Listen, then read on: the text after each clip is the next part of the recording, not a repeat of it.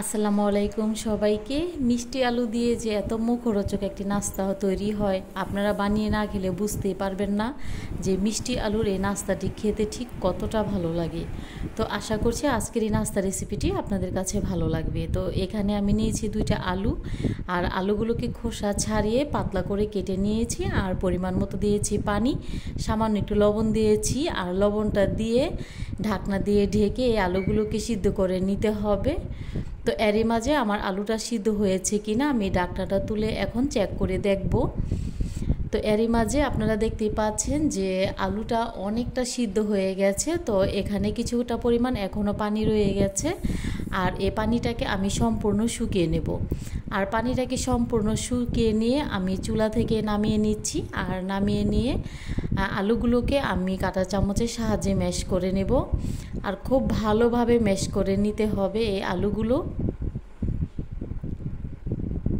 আমি সবগুলো আলু খুব ভালো করে ম্যাশ করে নিব, আর এই ম্যাশ করার কাজটা কিন্তু খুব ভালো করে করতে হবে যেন কোনো প্রকার দলা বেঁধে না থাকে।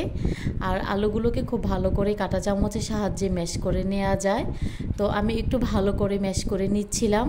তো এখানে সবগুলো আলু খুব ভালো করে ম্যাশ করে নেওয়া হয়ে গেছে। আর এই আলু রেসিপিটা কিন্তু অবশ্যই আলুটাকে একটু ভালো করে মিশিয়ে নিতে হবে। তো এখানে দিয়েছি আমি চিনি গুঁড়া, আর এই চিনি গুঁড়াটা দেওয়ার কারণে অনেকটা বেশি ভালো লাগবে খেতে। আর মিষ্টিটা আপনারা আপনাদের পছন্দ মতো দিতে পারেন। আর এখানে আমি দিয়ে দিচ্ছি কর্নফ্লাওয়ার 3 টেবিল চামচ। কর্নফ্লাওয়ারটা দিয়ে খুব ভালো করে সবগুলো উপকরণ একটু ভালো করে মাখিয়ে নিব, আর সবগুলো উপকরণ একটু ভালো করে মাখিয়ে মিশিয়ে নিতে হবে। সন্ধ্যার নাস্তায় অথবা অতিথি আপ্যায়নে ঝটপট এই ইউনিক রেসিপিটি আপনারা ঘরেই তৈরি করে খেতে পারেন, বা অতিথি আপ্যায়নে অতিথিদের সামনে দিতে পারেন। আর যে কেউ কিন্তু এই নাস্তা রেসিপিটি পছন্দ করবে খেতে। আর এই মিষ্টি আলুর পিঠাও বলে অনেকে, আবার অনেকে বড়ও বলে। তো এই নাস্তাটি কিন্তু খেতে মাশাআল্লাহ অনেক বেশি ভালো লাগে। তো আপনারা ট্রাই না করলে বুঝতে পারবেন না, আপনারা ট্রাই করে দেখতে পারেন।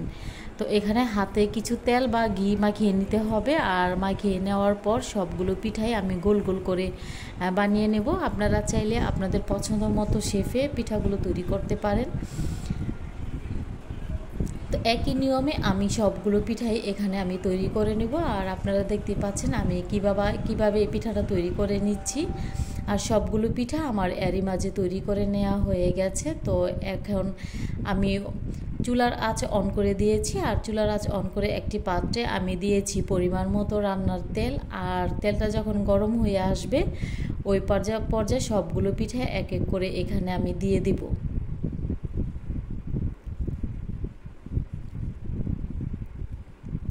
সবগুলো পিঠা এখানে আমি দিব না, তো অর্ধেকটি পিঠা এখানে দিয়ে আমি পিঠাগুলোকে উল্টে পাল্টে ভাজবো।